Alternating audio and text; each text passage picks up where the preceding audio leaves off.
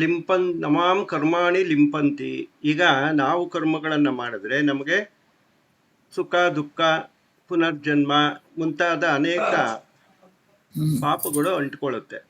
ಆದರೆ ಭಗವಂತ ಹೇಳ್ತಾ ಇದ್ದಾನೆ, ಈ ಚಾತುರ್ವರ್ಣ್ಯಗಳನ್ನು ಸೃಷ್ಟಿ ಮಾಡಿದ್ದೀನಿ ಅಂತ ನಾನು ಹೇಳ್ತಾ ಇದ್ದೀನಿ. ಅವಾಗ ಯಾರು ಕೇಳ್ತಾರೆ, ಆಗ ನೀನು ಕರ್ಮ ಮಾಡೋದಲ್ಲ, ನಿನಗೂ ಕೂಡ ಪಾಪ ಪುಣ್ಯ ಪುನರ್ಜನ್ಮ ತಿರ್ಗಾ ಹುಟ್ಟೋದು ಇವೆಲ್ಲ ಆಗುತ್ತಾ ಅಂತ ಕೇಳಿದ್ರೆ ಇಲ್ಲ. ನಮಾಂ ಕರ್ಮಾಣಿ ಲಿಂಪಂತೆ ನಮೇ ಕರ್ಮಫಲೇ ಸ್ಪೃಹ.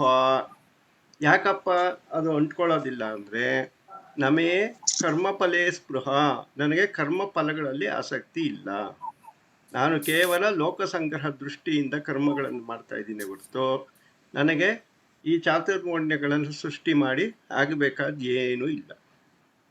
ಆ ರೀತಿಯಲ್ಲಿ ನಾವು ಕೂಡ ಕರ್ಮಫಲೇ ಸ್ಪೃಹ, ಕರ್ಮಫಲದಲ್ಲಿ ಆಸಕ್ತಿಯನ್ನು ಬಿಟ್ಟು ಕರ್ಮಗಳನ್ನು ಮಾಡಿದಾಗ ಆ ಭಗವಂತನ ರೀತಿಯಲ್ಲೇ ಕರ್ಮಗಳನ್ನು ಮಾಡಿದರೂ ಕೂಡ ನಮಗೆ ಪಾಪವಾಗಲಿ ಪುಣ್ಯವಾಗಲಿ ಪುನರ್ಜನ್ಮವಾಗಲಿ ಆಗೋದಿಲ್ಲ.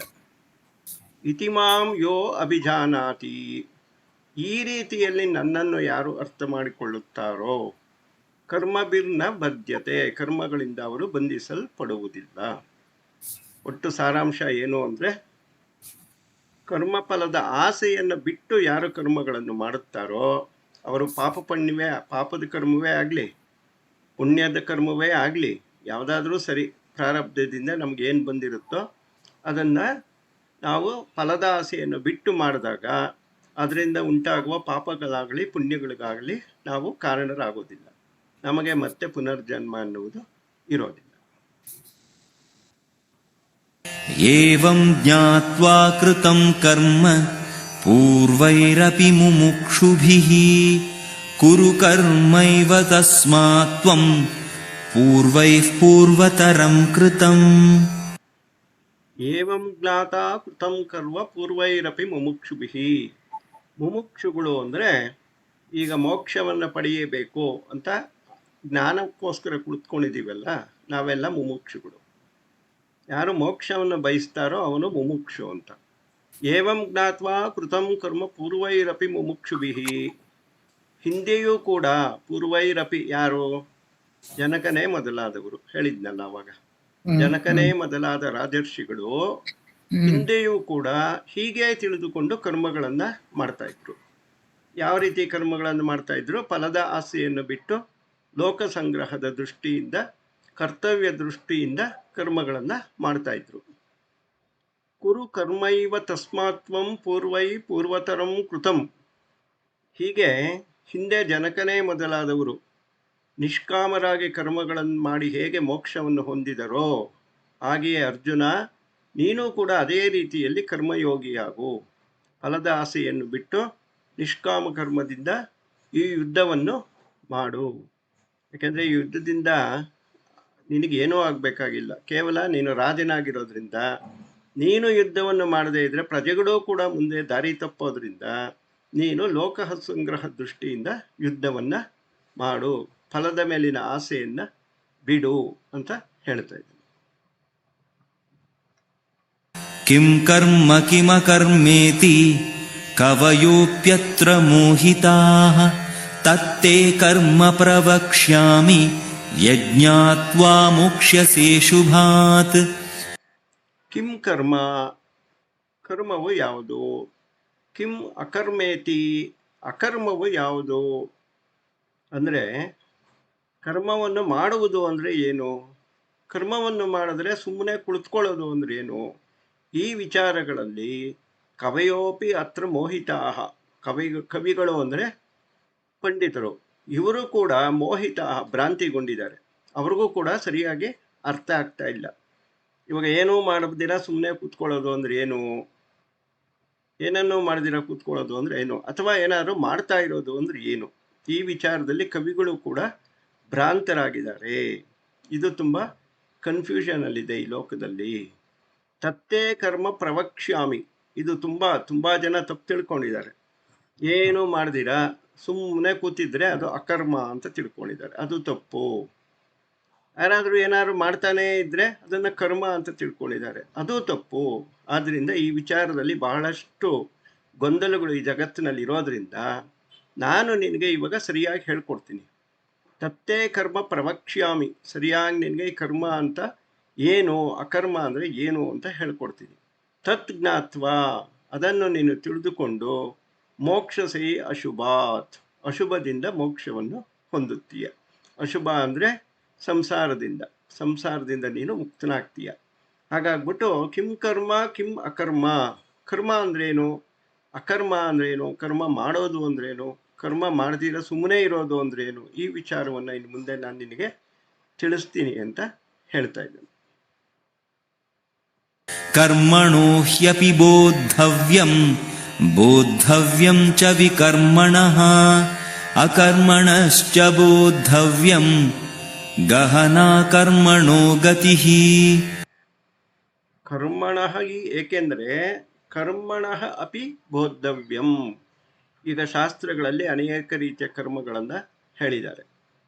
ಯಾವುದು, ಗೃಹಸ್ಥ ಧರ್ಮ, ಬ್ರಹ್ಮಚರ್ಯ, ಆಮೇಲೆ ಪಂಚಮಹಾಯಜ್ಞಗಳು, ಈ ರೀತಿಯಲ್ಲಿ ಅನೇಕ ಕರ್ಮಗಳನ್ನು ನಮಗೆ ಹೇಳಿದ್ದಾರೆ. ಇವುಗಳ ಬಗ್ಗೆನೂ ನಾವು ತಿಳ್ಕೋಬೇಕಾಗಿದೆ. ಅದು ಏನು, ಅದು ಯಾವ ಉದ್ದೇಶಕ್ಕೋಸ್ಕರ ಮಾಡಬೇಕು, ಅದರಿಂದ ಏನು ಫಲ ಸಿಗುತ್ತೆ, ಇದನ್ನು ತಿಳ್ಕೋಬೇಕು. ಬೋದ್ಧವ್ಯಚ್ಚ ಅಕರ್ಮ ವಿಕರ್ಮಣಃ, ಅದೇ ರೀತಿಯಲ್ಲೇ ಶಾಸ್ತ್ರಗಳು ಕೆಲವನ್ನ ಮಾಡಬೇಡ ಅಂತಲೂ ಹೇಳಿವೆ. ಇಂತಹ ಕೆಲಸಗಳನ್ನು ಮನುಷ್ಯನಾದವನು ಮಾಡಬಾರ್ದು ಅಂತಲೂ ಇದೆ. ಅದನ್ನು ಕೂಡ ತಿಳ್ಕೋಬೇಕು. ಹಾಗೆಯೇ ಅಕರ್ಮಣಶ್ಚ, ಕರ್ಮವನ್ನೇ ಮಾಡದೇ ಇರೋದು, ಅದನ್ನು ಕೂಡ ತಿಳ್ಕೋಬೇಕಾಗಿದೆ. ಕರ್ಮಣೋ ಅಪಿ ಬೋದ್ಧವ್ಯಂ ಬೋದ್ಧವ್ಯಶ್ಚ ವಿಕರ್ಮಣಃ ಅಕರ್ಮಣಶ್ಚ ಬೋದ್ಧವ್ಯಂ. ಅದರಿಂದ ನೀನೇನು ಮಾಡಬೇಕು, ಕರ್ಮವನ್ನು ಮಾಡುವುದು ಹೇಗೆ ತಿಳ್ಕೊ. ಆಮೇಲೆ ಕರ್ಮವನ್ನೇ ಮಾಡದೇ ಇರೋದು ಹೇಗೆ ಅದು ತಿಳ್ಕೊ. ಆದ್ದರಿಂದ ಶಾಸ್ತ್ರಗಳು ಏನನ್ನು ಮಾಡಬಾರ್ದು ಅಂತ ಹೇಳಿದೆಯೋ ಅದನ್ನು ತಿಳ್ಕೊ. ಈ ಮೂರನ್ನು ತಿಳ್ಕೊಳ್ಳೇಬೇಕು. ಏಕೆ ಅಂದರೆ ಗಹನಾ ಕರ್ಮಣೋ ಗತಿ, ಈ ಕರ್ಮಗಳು ಅಂತ ಹೇಳ್ತೀವಲ್ಲ, ಅದನ್ನು ತಿಳಿದುಕೊಳ್ಳೋದು ಬಹಳ ಕಷ್ಟವಾದ ವಿಷಯ. ಇದರ ವಿಚಾರದಲ್ಲಿ ಎಲ್ಲರೂ ಕೂಡ ತುಂಬ ಕನ್ಫ್ಯೂಷನ್ ಇದ್ದಿರೋದ್ರಿಂದ ಒಬ್ಬೊಬ್ಬರು ಒಂದೊಂದು ರೀತಿಯಲ್ಲಿ ಹೇಳ್ತಾರೆ. ಒಬ್ಬರು ಇದನ್ನು ಮಾಡು, ಇದು ಸರಿ ಅಂತಾರೆ. ಇನ್ನೊಬ್ಬರು ಅದನ್ಯಾಕೆ ಮಾಡಕ್ಕೆ ಹೋದೆ, ಅದು ತಪ್ಪು ಅಂತಾರೆ. ಇನ್ನೊಬ್ಬರು ಅದು ಬೇಡ ಇದು ಬೇಡ, ಸುಮ್ಮನೆ ಇದ್ರಾಗಲ್ವಾ ಅಂತಾರೆ. ಹೀಗೆ ನಾನಾ ರೀತಿಯಲ್ಲಿ ಜನಗಳು ಉಪದೇಶ ಮಾಡ್ತಾ ಇರೋದ್ರಿಂದ, ತುಂಬ ಗೊಂದಲಗಳಿರೋದ್ರಿಂದ ಇದು ತುಂಬ ಅತ್ಯಂತ ಕಠಿಣವಾದದ್ದು, ತಿಳ್ಕೊಳ್ಳೋದು ಕಷ್ಟವಾದದ್ದು. ಅದರ ವಿಚಾರವಾಗಿ ನಾವೀಗ ತಿಳಿಯೋಣ, ನಿನಗೆ ಹೇಳ್ತೀನಿ ಅಂತ ಹೇಳ್ತಾ ಇದ್ದಾನೆ. ಕರ್ಮಣ್ಯ ಕರ್ಮ ಯಃ ಪಶ್ಯೇದ್ ಅಕರ್ಮಣಿ ಚ ಕರ್ಮ ಯಃ ಸ ಬುದ್ಧಿಮಾನ್ ಮನುಷ್ಯೇಷು ಸಯುಕ್ತಃ ಕೃತ್ಸ್ನ ಕರ್ಮ ಕೃತ್. ಕರ್ಮಣಃ, ಕರ್ಮಗಳಲ್ಲಿ, ಅಕರ್ಮವನ್ನು ಯಾರು ಪಶ್ಯೇತ್ ನೋಡುತ್ತಾನೋ, ಅಂದರೆ ಕರ್ಮಗಳು ಅಂತ ಯಾರು ಜನಗಳು, ಸಾಮಾನ್ಯ ಜನಗಳು ತಿಳ್ಕೊಂಡಿರ್ತಾರೋ ಅದರಲ್ಲಿ ಅಕರ್ಮವನ್ನು ನೋಡೋದು, ಅಂದರೆ ಮಾಡದೇ ಇರೋದು. ಯಾವ ಕರ್ಮಗಳನ್ನು ಜನಗಳು ಮಾಡಬೇಕು ಅಂತ ತಿಳ್ಕೊಂಡಿರ್ತಾರೋ ಅದನ್ನು ಮಾಡದೇ ಇರೋದು, ಜನಗಳು ಯಾವುದನ್ನು ಮಾಡಬಾರ್ದು ಅಂತ ತಿಳ್ಕೊಂಡಿರ್ತಾರೋ ಅದನ್ನು ಮಾಡೋದು. ಕರ್ಮಣ ಹಿ ಅಕರ್ಮಣಃ ಯಃ ಪಶ್ಯೇತ್ ಕರ್ಮಣಿ ಚ ಕರ್ಮಯಃ ಸಾ ಬುದ್ಧಿಮಾನ್ ಮನುಷ್ಯೇಷು, ಅಂತಹ ಮನುಷ್ಯನೇ ಬುದ್ಧಿವಂತ ಅಂತ ಶ್ರೀಕೃಷ್ಣ ಹೇಳ್ತಾ ಇದ್ದಾನೆ. ಇವೆಲ್ಲ ನಿಧಾನವಾಗಿ ಅಧ್ಯಾಯದಲ್ಲಿ ಬರ್ತಾ ಅರ್ಥ ಆಗುತ್ತೆ. ಅಲ್ಲಿವರೆಗೂ ಏನೂ ಅರ್ಥ ಆಗಲ್ಲ ಇವೆಲ್ಲ. ಅದು ಹಿಂದಿಂದು ಇನ್ನೊಂದ್ಸತಿ ಹೇಳಿ ಗುರುಜಿ. ಕರ್ಮಗಳಲ್ಲಿ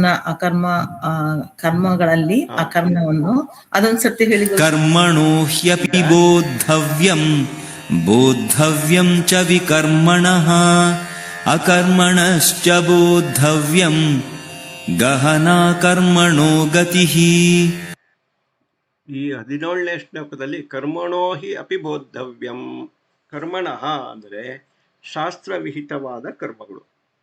ಇವಾಗ ಪೂರ್ವ ಮೀಮಾಂಸದಲ್ಲಿ ಕರ್ಮಕಾಂಡದಲ್ಲಿ ಅನೇಕ ರೀತಿಯ ಕರ್ಮಗಳನ್ನು ನಮಗೆ ಬೋಧಿಸಿದ್ದಾರೆ. ಯಾವ್ಯಾವ ಕರ್ಮಗಳನ್ನು ಬೋಧಿಸಿದ್ದಾರೆ? ವರ್ಣ ಮತ್ತು ಆಶ್ರಮ ಧರ್ಮಗಳನ್ನು ಬೋಧಿಸಿದ್ದಾರೆ. ಯಾವ್ಯಾವ ವರ್ಣದವರು ಯಾವ್ಯಾವ ಕೆಲಸಗಳನ್ನು ಮಾಡಬೇಕು, ಯಾವ್ಯಾವ ಆಶ್ರಮದವರು ಯಾವ್ಯಾವ ಕೆಲಸಗಳನ್ನು ಮಾಡಬೇಕು, ಯಾವ್ಯಾವ ಪಂಚಮಹಾಯಜ್ಞಗಳನ್ನು ಮಾಡಬೇಕು, ಇವೆಲ್ಲ ಕೂಡ ನಮಗೆ ಎಲ್ಲಿಂದ ಗೊತ್ತಾಗುತ್ತೆ? ವೇದಗಳಿಂದ ಗೊತ್ತಾಗುತ್ತೆ. ಈ ಎಲ್ಲ ವಿಷಯಗಳನ್ನು ನಾವು ತಿಳ್ಕೋಬೇಕು. ಒಂದು, ಬೋದ್ಧವ್ಯಂಚ ವಿಕರ್ಮಣಃ.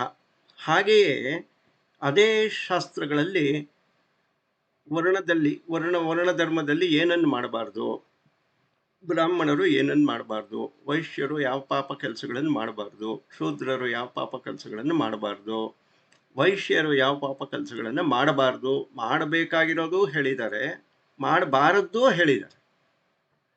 ಹಾಗೆ ಗೃಹಸ್ಥ ಧರ್ಮದಲ್ಲಿ ಏನು ಮಾಡಬೇಕು ಅಂತಲೂ ಹೇಳಿದ್ದಾರೆ, ಏನು ಮಾಡಬಾರ್ದು ಅಂತಲೂ ಹೇಳಿದ್ದಾರೆ. ಅದು ಕರ್ಮಣಃ ಮತ್ತು ವಿಕರ್ಮಣಃ, ಇವುಗಳ ವಿಷಯವಾಗಿ ನಾವೆಲ್ಲ ತಿಳ್ಕೋಬೇಕು ಮೊದಲು. ಅದೇ ರೀತಿಯಲ್ಲಿ ಅಕರ್ಮಣಃ, ಏನನ್ನೂ ಮಾಡದೆ ಸುಮ್ಮನೆ ಇರೋದಿದೆಯಲ್ಲ, ಅದನ್ನು ಕೂಡ ತಿಳ್ಕೋಬೇಕಾಗಿದೆ. ಅಂದರೆ ಯಾವ ಸಂದರ್ಭದಲ್ಲಿ ಏನನ್ನೂ ಮಾಡದೆ ಸುಮ್ಮನೆ ಇರಬೇಕು. ಅದಕ್ಕೆ ಹೇಳ್ತಾರೆ, ಮಾತಾಡುವುದನ್ನು ಕಲಿಯೋದಲ್ಲ, ಮಾತು ಯಾವಾಗ ಆಡಬಾರ್ದು ಅಂತ ಕಲ್ತ್ಕೋಬೇಕು. ಹೇಗೆ ಮಾತಾಡಬೇಕು, ಯಾವಾಗ ಮಾತಾಡಬೇಕು ಅಂತ ಕಲ್ತ್ಕೊಳ್ಳೋದಲ್ಲ, ಯಾವಾಗ ಸುಮ್ಮನೆ ಇರಬೇಕು ಅಂತ ಕಲ್ತ್ಕೋಬೇಕು. ಅವನು ಬುದ್ಧಿವಂತ. ಹಾಗೇನೆ ಬೋದ್ಧವ್ಯಂಚ ವಿಕರ್ಮಣಃ ಅಕರ್ಮಣಶ್ಚ, ಏನೂ ಮಾಡದೇ ಇರಬೇಕಾದ ಸಂದರ್ಭಗಳು ಬರುತ್ತೆ, ಅದನ್ನು ಕೂಡ ತಿಳ್ಕೋಬೇಕಾಗಿದೆ. ಇಷ್ಟು ಮೂರನ್ನೂ ತಿಳ್ಕೊಂಡ್ರೆ ಕರ್ಮದ ರಹಸ್ಯವನ್ನು ತಿಳ್ಕೊಂಡಾಗೆ ಆಗತ್ತೆ. ಏಕೆ ಇದನ್ನ ಗಹನ ಅಂತಾನೆ, ಗಹನ ಅಂದರೆ ಅತ್ಯಂತ ಕಷ್ಟಕರವಾದದ್ದು. ಗತಿ, ಈ ಕರ್ಮಗಳು ಏನು ಒಂದೊಂದ್ಸರಿ ಇದರ ಮಹಾಭಾರತ ರಾಮಾಯಣದಲ್ಲಿ ಸಂಭಾಷಣೆಗಳು ಬರುತ್ತೆ. ಯುಧಿಷ್ಠರನಿಗೆ, ಭೀಮನಿಗೆ, ಅರ್ಜುನ, ಧರ್ಮರಾಯ, ರಾಮ, ಲಕ್ಷ್ಮಣ, ಬರೀ ಇದೇ ಮಾತಾಡಿರೋದವ್ರು. ಏನು ಮಾಡಬೇಕು, ಏನು ಮಾಡಬಾರ್ದು, ಏನು ಮಾಡ್ದಿರ ಯಾವುದು ಸುಮ್ಮನೆ ಯಾವಾಗಿರ್ಬೇಕು, ಇದನ್ನೇ ವಿಚಾರವಾಗೇನೆ ನಿಮಗೆ ಸಂಪೂರ್ಣವಾಗದ್ರಲ್ಲಿ ಡಿಸ್ಕಷನ್ಸು ಬರುತ್ತೆ. ಯಾಕೆಂದ್ರೆ ಅವ್ರು ಕಾಡಲ್ಲಿದ್ದಾಗ 14 ವರ್ಷ ಏನು ಕೆಲಸ, ಬರೀ ಇಂಥವು ಮಾತಾಡೋದೆ, ಧರ್ಮ ವಿಚಾರವನ್ನು ಮಾತಾಡೋದೇ ಟೈಮ್ ಪಾಸ್ ಅವ್ರಿಗೆ ಅಷ್ಟೇ, ಕಾಲಕ್ಷೇಪ ಹಾಗೆ ಮಾಡ್ತಾ ಇದ್ರು ಅವರು. ಗೊತ್ತಾಯ್ತಾ? ಮುಂದಿನ ಶ್ಲೋಕದ್ದು ಮೇಲಿಂದ ಒಂದೆರಡು ಹೇಳಿ ಮತ್ತೆ ಮುಂದಕ್ಕೆ ಹೋಗಿ ಗುರುಜಿ. ಕರ್ಮಣ್ಯಕರ್ಮ ಯಃ ಪಶ್ಯೇದ್ ಅಕರ್ಮಣಿ ಚ ಕರ್ಮ ಯಃ ಸ ಬುದ್ಧಿಮಾನ್ ಮನುಷ್ಯೇಷು ಸ ಯುಕ್ತಃ ಕೃತ್ಸ್ನ ಕರ್ಮ ಕೃತ್. ಕರ್ಮಣ್ಯಃ ಅಕರ್ಮಯಃ ಪಶ್ಯೇತ್, ಕರ್ಮಗಳಲ್ಲಿ ಅಕರ್ಮವನ್ನು ನೋಡುವುದು. ಇದರ ಸಾರಾಂಶ ಏನಪ್ಪ ಅಂದರೆ, ಕರ್ಮೇಂದ್ರಿಯಗಳಿಂದ ನಾವು ಕರ್ಮಗಳನ್ನು ಮಾಡ್ತಾ ಇದ್ರೂ ಕೂಡ ನಾನು ಮಾಡ್ತಾ ಇದ್ದೀನಿ ಅನ್ನೋ ಭಾವನೆಯನ್ನು ಬಿಟ್ಟಾಗ ಅದೇ ಅಕರ್ಮ ಆಗತ್ತೆ. ಇವಾಗ ನಾವು ಕೈಕಾಲುಗಳಿಂದ ಏನೋ ಒಂದು ಕೆಲಸವನ್ನ ಮಾಡ್ತಾ ಇರ್ತೀವಿ, ಆ ಮಾಡ್ತಾ ಇರುವಾಗ ನಾನು ಮಾಡ್ತಾ ಇದ್ದೀನಿ ಅನ್ನೋ ಭಾವನೆಯಿಂದ ಮಾಡಿದ್ರೆ ಅದು ಕರ್ಮ ಆಗತ್ತೆ. ನಾನು ಎನ್ನೋ ಭಾವನೆಯನ್ನು ಬಿಟ್ಟು ಅದೇ ಕೆಲಸವನ್ನು ಮಾಡಿದಾಗ ಅದೇ ಅಕರ್ಮ ಆಗುತ್ತೆ. ಆದ್ದರಿಂದ ಕರ್ಮದಲ್ಲಿ ಅಕರ್ಮವನ್ನು ನೋಡೋದು ಅಂದರೆ ಅರ್ಥ, ನಾನು ಎನ್ನುವ ಅಹಂಕಾರವನ್ನು ಬಿಟ್ಟು ಯಾರು ಮಾಡ್ತಾನೋ ಅವನು ಬುದ್ಧಿವಂತ. ಕರ್ಮಗಳನ್ನೇ ಬಿಡೋದು ಅನ್ನೋದು ಸಾಧ್ಯವೇ ಇಲ್ಲ. ಯಾಕೆಂದರೆ ಶರೀರ ಯಾತ್ರಾಯಪಿ ಅಂತ ಹೇಳಿದ್ದಾನೆ. ಶರೀರ ಬದುಕಿರಬೇಕು ಅಂದರೂ ತಿನ್ನೋದೋ ಕುಡಿಯೋದೋ ಏನೋ ಒಂದು ಕರ್ಮ ಮಾಡ್ತಾನೆ ಇರಬೇಕಲ್ಲ, ಅದು ಮಾಡದೇ ಇದ್ರೆ ಮನುಷ್ಯ ಬದುಕಿರಕ್ಕೆ ಆಗಲ್ಲ. ಆದ್ದರಿಂದ ಕರ್ಮಗಳನ್ನೇ ಬಿಡುವುದು ಸಾಧ್ಯವಿಲ್ಲವಾದರೂ ಕರ್ಮಗಳಲ್ಲಿ ಅಭಿಮಾನವನ್ನು ಬಿಡಬೇಕು. ಸ ಬುದ್ಧಿವಂತ, ಅವನು ಬುದ್ಧಿವಂತ. ಸ ಯುಕ್ತ, ಯುಕ್ತ ಅಂದ್ರೆ ಯೋಗಿ, ಅವನೇ ಯೋಗಿ. ಕೃತ್ಸ್ನ ಕರ್ಮ ಕುತ್, ಎಲ್ಲ ರೀತಿಯ ಕರ್ಮಗಳನ್ನು ಅಕರ್ಮಗಳನ್ನು ಮಾಡಿದವನಾಗುತ್ತಾನೆ. ಆದ್ದರಿಂದ ಪ್ರಜ್ಞನಾಗಿ ನಿಂತು ಕರ್ಮಗಳನ್ನು ಮಾಡುವಂತ ಒಂದು ಇದರ ಸಾರಾಂಶ ಅಷ್ಟೇ. Okay, thank you. ಯಸ್ಯ ಸರ್ವೇ ಸಮಾರಂಭಾಃ ಕಾಮಸಂಕಲ್ಪವರ್ಜಿತಾಃ ಜ್ಞಾನಾಗ್ನಿದಗ್ಧಕರ್ಮಾಣಾಂ ತಮಾಹುಃ ಪಂಡಿತಂ ಬುಧಾಃ. ಯಸ್ಯ, ಯಾರ, ಸರ್ವೇ ಎಲ್ಲ ರೀತಿಯ, ಸಮಾರಂಭ ಅಂದರೆ ಕರ್ಮಗಳು, ಸಮಾರಂಭಗಳು ಅಂದರೆ ಕರ್ಮಗಳು. ಯಸ್ಯ ಸರ್ವೇ ಸಮಾರಂಭ, ಯಾರ ಎಲ್ಲ ಕರ್ಮಗಳು ಕಾಮ ಸಂಕಲ್ಪ ವರ್ಜಿತಾ, ಕಾಮಗಳಿಂದಲೂ ಸಂಕಲ್ಪದಿಂದಲೂ ಮುಕ್ತವಾಗಿದೆಯೋ, ಅಂದರೆ ಯಾವ ಆಸೆಯೂ ಇಲ್ಲದೆ, ಸಂಕಲ್ಪ ಅಂದರೆ ನಾನು ಮಾಡ್ತಾ ಇದ್ದೀನಿ, ನನಗೆ ಈ ಫಲ ಸಿಗಬೇಕು, ಆದ್ದರಿಂದ ನಾನು ಕೆಲಸವನ್ನು ಮಾಡ್ತೀನಿ ಅಂತ ಮನಸ್ಸಿನಲ್ಲಿ ಮಾಡ್ಕೋತೀವಲ್ಲ, ಅದೇ ಸಂಕಲ್ಪ. ಸಂಕಲ್ಪವೂ ಇರಬಾರ್ದು, ಕಾಮನೆಗಳೂ ಇರಬಾರ್ದು, ಕೇವಲ ಕರ್ಮೇಂದ್ರಿಯಗಳಿಂದ ಕರ್ಮಗಳನ್ನು ಮಾಡ್ತಾ ಇರೋದು. ಯಸ್ಯ ಸರ್ವೇ ಸಮಾರಂಭಾಃ ಕಾಮಸಂಕಲ್ಪ ವರ್ಜಿತಾಃ.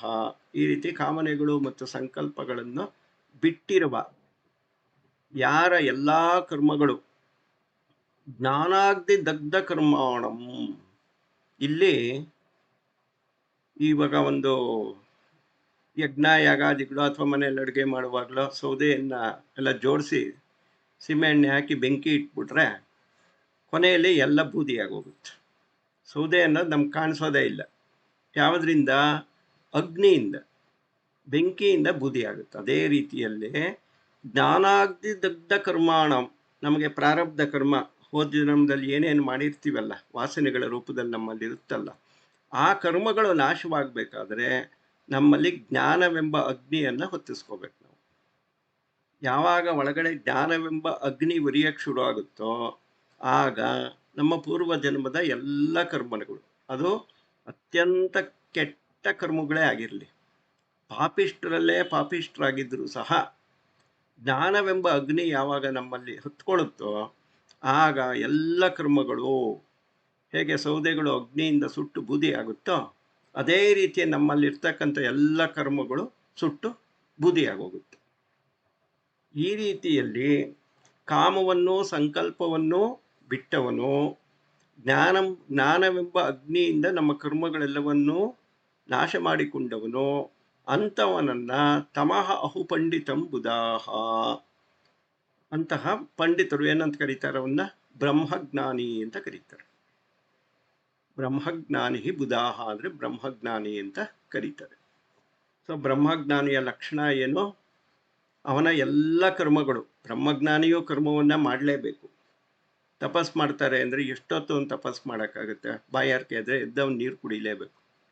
ಇವಾಗ ಹಿಮಾಲಯದಲ್ಲಿ ಯೋಗಿಗಳು ಅಂತಾರೆ, ಅವ್ರೇನು 24 ಗಂಟೆನೂ ತಪಸ್ ಮಾಡ್ತಾರಾ? ಇಲ್ಲ. ಅಶ್ವಾದ್ರೆ ಅವರು ಊಟ ಮಾಡ್ತಾರೆ, ಬಾಯಾರಿಕೆ ಆದರೆ ಅವರು ನೀರು ಕುಡಿತಾರೆ, ಮಲಮೂತ್ರ ವಿಸರ್ಜನೆ ಮಾಡ್ತಾರೆ, ಮೈಕೈ ಎಲ್ಲ ಜೋಮ್ ಹಿಡಿದ್ರೆ ಒಂದು ವಾಕಿಂಗು ಹೋಗ್ತಾರೆ. ಅವರು ನಮ್ಮ ಥರನೇ ಇರ್ತಾರೆ. ಏನೇನೋ ತಪ್ಪು ಕಲ್ಪನೆಗಳು ನಮ್ಮಲ್ಲಿ ಬೇಕಾದಷ್ಟು ಇರುತ್ತೆ. ಹಾಗೆ ಎಲ್ಲ ಕರ್ಮಗಳಲ್ಲಿಯೂ ಕೂಡ. ಆದರೆ ಏನು ಅಂದರೆ ಅವ್ರಿಗೂ ನಮಗೂ ವ್ಯತ್ಯಾಸ, ಕಾಮ ಸಂಕಲ್ಪ ವರ್ಜಿತಾಹ, ಅವರಲ್ಲಿ ಕಾಮನೆಗಳಿರಲ್ಲ, ಸಂಕಲ್ಪಗಳಿರಲ್ಲ, ಮತ್ತು ಅವರು ಜ್ಞಾನಿಗಳು. ಜ್ಞಾನವೆಂಬ ಅಗ್ನಿಯಿಂದ ಅವರ ಕರ್ಮಗಳೆಲ್ಲ ನಾಶ ಆಗೋಗಿರುತ್ತೆ. ಆದರೆ ಸ್ವಲ್ಪ ಉಳ್ಕೊಂಡಿರುತ್ತಲ್ಲ ಪ್ರಾರಬ್ಧ ಕರ್ಮ, ಅದರಿಂದಾಗಿ ಎಷ್ಟು ದಿನ ಬದುಕಿರಬೇಕೋ ಅಷ್ಟು ದಿನ ಬದುಕಿರ್ತಾರೆ ಅಷ್ಟೇ ಅವರು. ಇಂಥವರನ್ನು ಬ್ರಹ್ಮಜ್ಞಾನಿಗಳು ಅಂತ ಕರೀತಾರೆ. ತ್ಯಕ್ತ್ವಾ ಕರ್ಮಫಲಾಸಂಗಂ ನಿತ್ಯತೃಪ್ತೋ ನಿರಾಶ್ರಯಃ ಕರ್ಮಣ್ಯಭಿಪ್ರವೃತ್ತೋಪಿ ನೈವ ಕಿಂಚಿತ್ ಕರೋತಿ ಸಹ. ತ್ಯಕ್ತ್ವಾ ಬಿಟ್ಟು, ಕರ್ಮಫಲಾಸಂಗಂ ಕರ್ಮಫಲಗಳಲ್ಲಿ ಆಸಕ್ತಿಯನ್ನು ಅಭಿಮಾನವನ್ನು ಬಿಟ್ಟು, ನಿತ್ಯ ತೃಪ್ತೋ ಇಂದ್ರಿಯ ವಿಷಯಗಳಲ್ಲಿ ಆಸೆ ಇಲ್ಲದೆ ಆತ್ಮಸುಖದಲ್ಲಿಯೇ ತೃಪ್ತನಾದವನು ನಿತ್ಯ ತೃಪ್ತನು. ಈಗ ನಾವು ನಿತ್ಯವೂ ತೃಪ್ತರಾಗಿರಬೇಕು ಅಂದರೆ ಏನು ಮಾಡಬೇಕು? ಪ್ರಪಂಚದ ವಿಷಯಗಳಿಂದ ಅದು ಸಾಧ್ಯವೇ ಇಲ್ಲ. ಆಸೆಗಳು ಒಂದಾದ್ಮೇಲೆ ಒಂದು ಬರ್ತಾನೆ ಇರುತ್ತೆ. ಇದನ್ನು ನೋಡಿದ್ಮೇಲೆ ಅದನ್ನು ನೋಡಬೇಕು ಅನಿಸುತ್ತೆ, ಇದನ್ನು ಕೇಳಿದ್ಮೇಲೆ ಅದನ್ನು ಕೇಳಬೇಕು ಅನಿಸುತ್ತೆ, ಇದನ್ನು ತಿಂದ ಮೇಲೆ ಇನ್ನೊಂದು ತಿನ್ನಬೇಕು ಅನಿಸುತ್ತೆ. ಅದಕ್ಕೆ ಒಂದರಿಂದ ಒಂದು ಬರ್ತಾನೆ ಇರುತ್ತೆ. ಸೊ ಇದಕ್ಕೆ ತೃಪ್ತಿ ಅನ್ನೋದಿಲ್ಲ. ಹಾಗಾದರೆ ನಿತ್ಯ ತೃಪ್ತರಾಗಬೇಕಪ್ಪ ನಾವು ಅಂದರೆ ಏನು ಮಾಡಬೇಕು? ನಮ್ಮ ಮನಸ್ಸನ್ನು ಆತ್ಮನ ಕಡೆಗೆ ತಿರುಗಿಸ್ಕೋಬೇಕು. ಹೊರಗಿನ ಪ್ರಾಪಂಚಿಕ ವಿಷಯಗಳಿಂದ ಮನಸ್ಸನ್ನು ಒಳಗೆ ತಿರುಗಿಸ್ಕೊಂಡಾಗ ನಮ್ಮಲ್ಲಿ ಒಂದು ತೃಪ್ತಿ ಸಿಗುತ್ತಲ್ಲ, ಅದು ಶಾಶ್ವತವಾದ ತೃಪ್ತಿ. ಅದಕ್ಕಿನ್ನೇನು ಹೆಚ್ಚಿಗೆ ಏನು ಹೊರಗಿನ ವಿಷಯಗಳು ಬೇಕಾಗಲಿಲ್ಲ. ಹಾಗೆ ತ್ಯಕ್ತ್ವಾ ಕರ್ಮಫಲ ಸಂಗಮ್, ಕರ್ಮಫಲಗಳು ಯಾವುದು? ಸುಖ ಮತ್ತು ದುಃಖ. ಇವುಗಳನ್ನು ಬಿಟ್ಟು ನಿತ್ಯ ತೃಪ್ತ, ಮನಸ್ಸನ್ನು ಒಳಗಿನ ಆತ್ಮದಲ್ಲಿ ನಿಲ್ಲಿಸಿಕೊಂಡು, ನಿರಾಶ್ರಯ, ದೃಷ್ಟ ಮತ್ತು ಅದೃಷ್ಟ ಫಲಗಳನ್ನು ಪಡೆಯಬೇಕೆಂಬ ಸಾಧನೆಯನ್ನೇ ಆಶ್ರಯಿಸಲ್ಲ.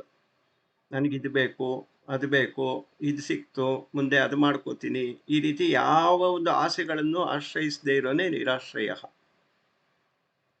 ಅವನು ಅಂತಹ ಮನುಷ್ಯ ಕರ್ಮಣಃ ಅವಿಪ್ರವೃತ್ತೋ ಅಪಿ, ಎಲ್ಲ ರೀತಿಯ ಸಂಸಾರಿಯಂತೆ ಅವನು ಎಲ್ಲ ಕರ್ಮಗಳಲ್ಲಿ ತೊಡಗಿದ್ರೂ ಕೂಡ ನಾ ಏವ ಕಿಂಚಿತ್ ಕರೋತಿ ಸಹ, ಅವನು ಯಾವ ಕರ್ಮವನ್ನು ಮಾಡುತ್ತಾ ಇರಲ್ಲ.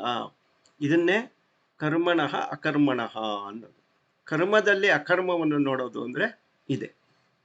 ಅವನು ಮಾಡ್ತಾ ಇರ್ತಾನೆ, ಆದರೆ ಲೋಕದ ದೃಷ್ಟಿಯಿಂದ ಅವನು ಮಾಡ್ತಾ ಇರ್ತಾನೆ. ಆದರೆ ಆಧ್ಯಾತ್ಮಿಕ ದೃಷ್ಟಿಯಿಂದ ಅವನು ಏನನ್ನೂ ಮಾಡ್ತಾ ಇರಲ್ಲ.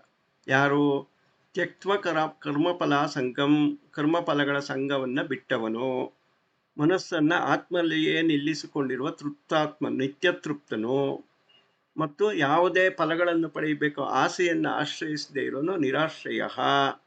ಇಂತಹ ಒಬ್ಬ ಯೋಗಿ ಕರ್ಮಗಳಲ್ಲಿ ಅಭಿಪ್ರವೃತ್ತೋ ಅಪಿ. ಈಗ ಅರ್ಜುನನು ಯೋಗಿ ಆದರೆ ಅವನು ಯುದ್ಧವನ್ನು ಮಾಡಿದ್ರೂ ಮಾಡದೇ ಇರೋ ಲೆಕ್ಕನೇ. ಇಷ್ಟು ವಿಷಯಕ್ಕೆ ಶ್ರೀಕೃಷ್ಣ ಅರ್ಜುನನಿಗೆ ಇಷ್ಟೆಲ್ಲ ಹೇಳ್ತಾ ಇದ್ದಾನೆ. ನೋಡಪ್ಪ, ನೀನು ಈ ಥರ ಆಗು, ಆಮೇಲೆ ನೀನು ಬಾಣವನ್ನು ಭೀಷ್ಮನ ಮೇಲೆ ಬಿಡು. ಭೀಷ್ಮ ಮರಣ ಹೊಂದುತ್ತಾನೆ, ಆದರೆ ನೀನು ಕೊಂದಿ ಅಂತ ಲೆಕ್ಕ ಬರೋದೇ ಇಲ್ಲ.